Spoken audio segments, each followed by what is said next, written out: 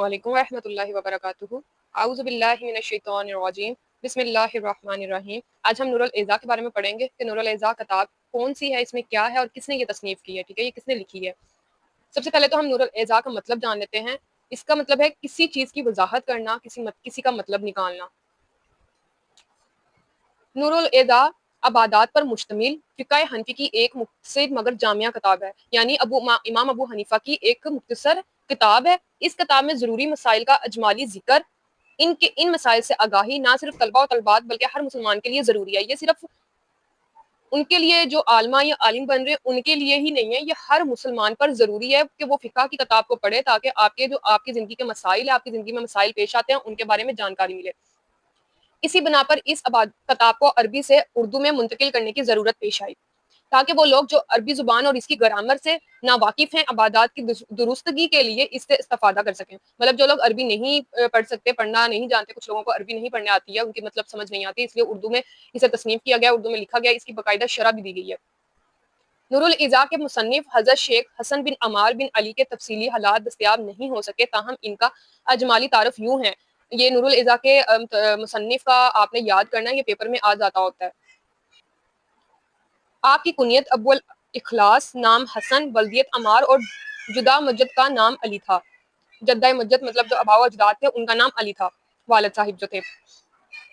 आप 994 में मिस्र के एक किस्बा शिबर अबलुल्ला में पैदा हुए। निस्बत गैर कियासी के एतबार से शिबर अबलुल्ली की बजाय शिबर नबाली कहलाते हैं। ठीक है, मल्की निस्बत से मिस्री और तालीमी अदारे की मुनासबत से अजहरी कहा जाता है।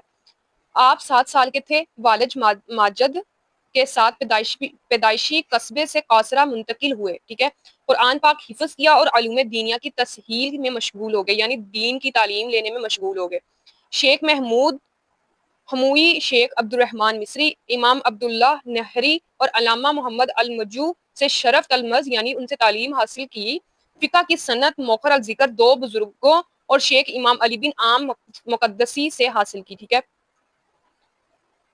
बाकी ये आप छोड़ दीजिएगा, बस ऊपर से आप याद कर लीजिएगा।